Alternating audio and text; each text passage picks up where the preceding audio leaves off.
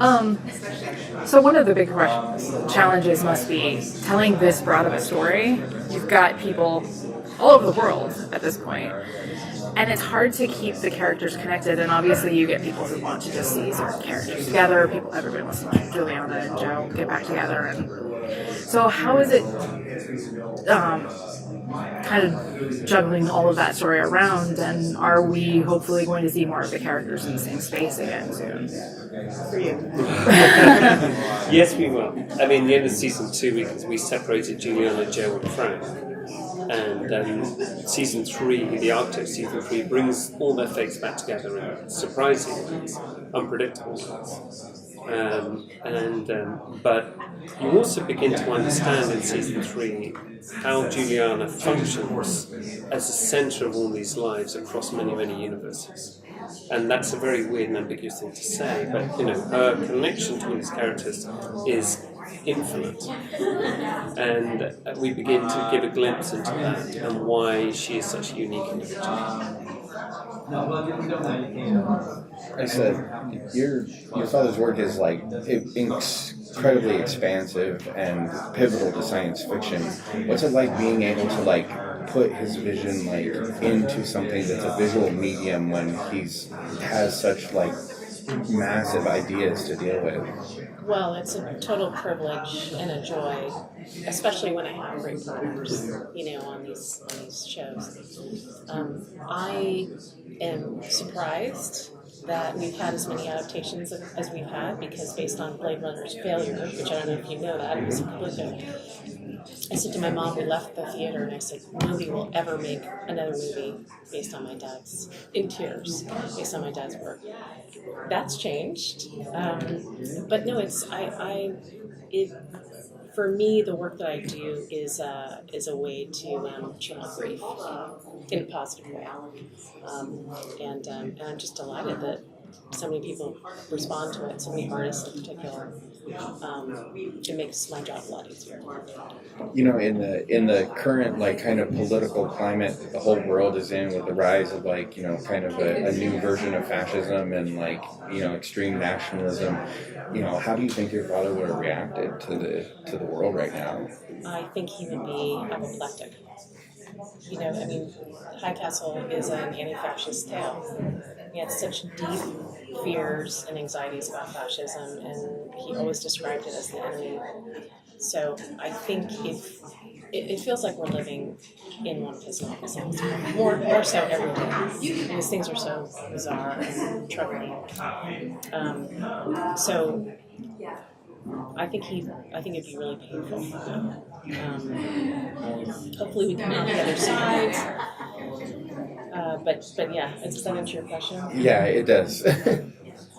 How important is it, as the series does kind of veer from Father's work, how important is it to try to keep things in the vein that it would be Philip K. Dick? Because there are things that go on in the series that aren't in the books. There are vast differences. You mean on High Castle? Yes. In terms of the way we're expanding it? Yes. Yeah. How do you face the challenge of making sure that it stays true to his visions?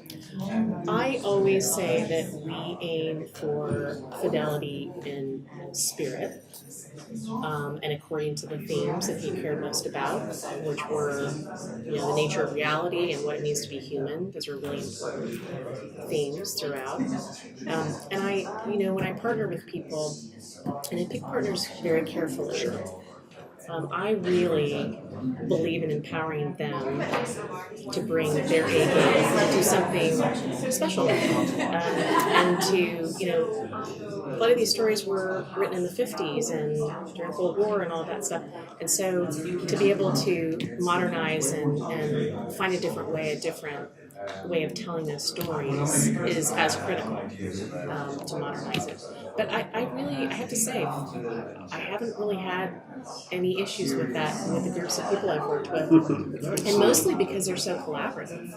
So we can have these conversations. Would that be contrary to what he would think or what he would write? And we just don't do that. We don't go that way. And people have been very supportive of that. The third season of any show is an exciting place to be because you've had an opportunity to build this world over the first 2 seasons. Without spoiling, but giving us some teasers of things, what things surprised you in your collaborations with your writers' room and producers about where certain people on your team wanted to take things further, to take tendrils further as we go into the third season? Well, I think, and to be honest, it's a constant dialogue between writers, production, the cast themselves about all the things you passionately want to investigate and grow and build on. But at the same time, there is a natural progression to character arcs. One of the things that I think all of us really wanted to do with season 3 was drill back down into the character lives, into what motivates people originally, about what it's actually like to live in this world. And it's been delightful to see. I think season 3 gets back into character rather than this kind of big cerebral mission ideas. But also, I think some of the really big ideas, the really big idea of the season is also inspired by unpublished work by. Right, to that question, that very question. We took my dad started a sequel to his material to Man in High Castle. Right. Couldn't get back into that Nazi space. It just was too devastating. But he did have a big idea there that we were able to utilize in season 3. So I'm very excited about that. New stuff. Having access to his unpublished work, like, are you able to like kind of constantly glean ideas and just concepts for the show, like from a lot of that? Because I know, like, with like the collection of like his exegesis and things like that, there's so many huge concepts in there that haven't been dealt with anywhere. So yeah, the exegesis is much more. Like, you probably know what it is his own. His own trying to figure out what had happened with him spiritually and with his visions and all of that stuff. So there isn't a lot of narrative stuff, but it is more as thinking about religion, spirituality, and things like that. But you could read it and you could get a general sense of the way in which he thought and what was important to him. And so in that regard, you can make sure to infuse things with that.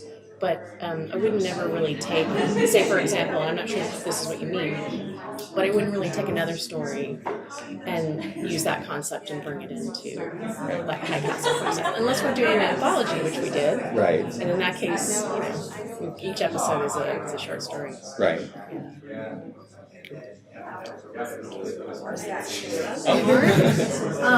So one of the interesting things when I talked to Rufus about this earlier, but was that the season really ended, and you came to this place where with 2 characters who were villains for much of the series, you sympathized with them, and they actually did something that was for, in a way, the greater good.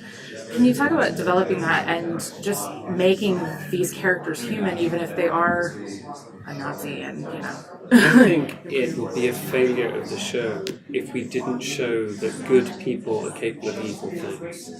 It's very easy to dismiss Nazis as monsters or fools or crazies or lunatics of one kind or another. It's just like terrorists dismissed as lunatic fringe or religious fanatics. It's not true. Every human being is capable of good and evil. And just given the circumstances and the choices that we may not have to make in our lives, but if you were living a different life, you would have to make, can force you down a road, down a path where you are complicit in horrors. And, many people in many countries, in the Second World War went through those choices and had to confront them. And they may want to pretend it never happened now, but it did. And we must never allow ourselves to think that fascism can't come out of good society and good people, because that's exactly where it happens.